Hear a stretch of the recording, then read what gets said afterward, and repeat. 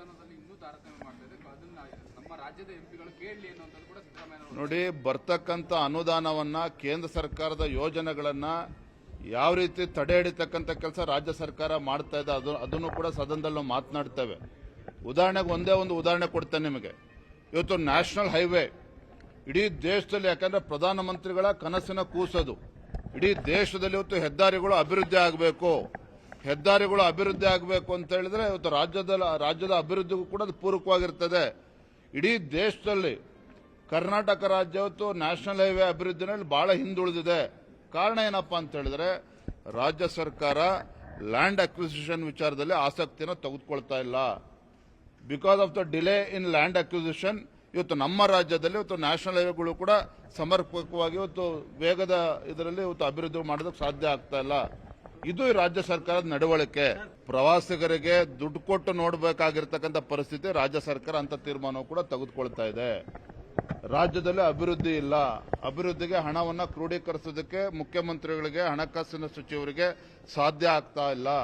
ನೀವು ನೋಡಿದ್ರಿ, ಬೆಂಗಳೂರು ಮಹಾನಗರದಲ್ಲಿ ಕಸಕ್ಕೂ ಕೂಡ ಅದಕ್ಕೆ ಟ್ಯಾಕ್ಸ್ ಹಾಕಿದ್ದಾರೆ.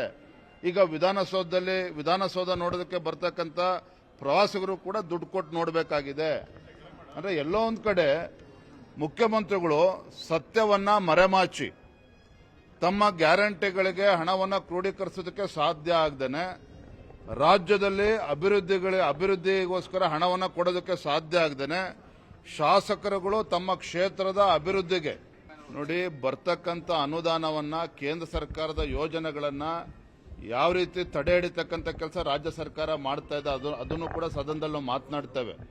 ಉದಾಹರಣೆಗೆ ಒಂದೇ ಒಂದು ಉದಾಹರಣೆ ಕೊಡ್ತೇನೆ ನಿಮಗೆ. ಇವತ್ತು ನ್ಯಾಷನಲ್ ಹೈವೇ ಇಡೀ ದೇಶದಲ್ಲಿ, ಯಾಕಂದ್ರೆ ಪ್ರಧಾನಮಂತ್ರಿಗಳ ಕನಸಿನ ಕೂಸದು, ಇಡೀ ದೇಶದಲ್ಲಿ ಇವತ್ತು ಹೆದ್ದಾರಿಗಳು ಅಭಿವೃದ್ಧಿ ಆಗಬೇಕು, ಹೆದ್ದಾರಿಗಳು ಅಭಿವೃದ್ಧಿ ಆಗಬೇಕು ಅಂತ ಹೇಳಿದ್ರೆ ಇವತ್ತು ರಾಜ್ಯದ ಅಭಿವೃದ್ಧಿಗೂ ಕೂಡ ಅದು ಪೂರಕವಾಗಿರ್ತದೆ.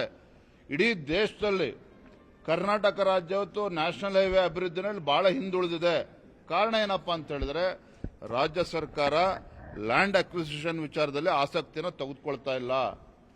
Because of the delay in land acquisition ಇವತ್ತು ನಮ್ಮ ರಾಜ್ಯದಲ್ಲಿ ಇವತ್ತು ನ್ಯಾಷನಲ್ ಹೈವೇಗಳು ಕೂಡ ಸಮರ್ಪಕವಾಗಿ ಇವತ್ತು ವೇಗದ ಇದರಲ್ಲಿ ಇವತ್ತು ಅಭಿವೃದ್ಧಿ ಮಾಡೋದಕ್ಕೆ ಸಾಧ್ಯ ಆಗ್ತಾ ಇಲ್ಲ.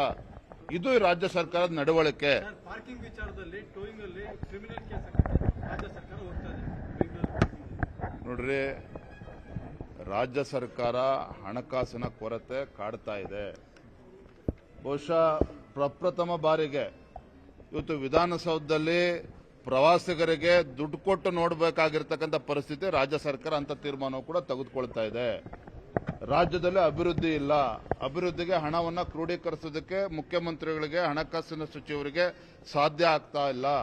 ನೀವು ನೋಡಿದ್ರಿ, ಬೆಂಗಳೂರು ಮಹಾನಗರದಲ್ಲಿ ಕಸಕ್ಕೂ ಕೂಡ ಅದಕ್ಕೆ ಟ್ಯಾಕ್ಸ್ ಹಾಕಿದ್ದಾರೆ. ಈಗ ವಿಧಾನಸೌಧ ನೋಡೋದಕ್ಕೆ ಬರ್ತಕ್ಕಂಥ ಪ್ರವಾಸಿಗರು ಕೂಡ ದುಡ್ಡು ಕೊಟ್ಟು ನೋಡಬೇಕಾಗಿದೆ. ಅಂದ್ರೆ ಎಲ್ಲೋ ಒಂದ್ ಕಡೆ ಮುಖ್ಯಮಂತ್ರಿಗಳು ಸತ್ಯವನ್ನ ಮರೆಮಾಚಿ ತಮ್ಮ ಗ್ಯಾರಂಟಿಗಳಿಗೆ ಹಣವನ್ನು ಕ್ರೋಢೀಕರಿಸೋದಕ್ಕೆ ಸಾಧ್ಯ ಆಗದೇನೆ, ರಾಜ್ಯದಲ್ಲಿ ಅಭಿವೃದ್ಧಿಗೋಸ್ಕರ ಹಣವನ್ನು ಕೊಡೋದಕ್ಕೆ ಸಾಧ್ಯ ಆಗದೇನೆ, ಶಾಸಕರುಗಳು ತಮ್ಮ ಕ್ಷೇತ್ರದ ಅಭಿವೃದ್ಧಿಗೆ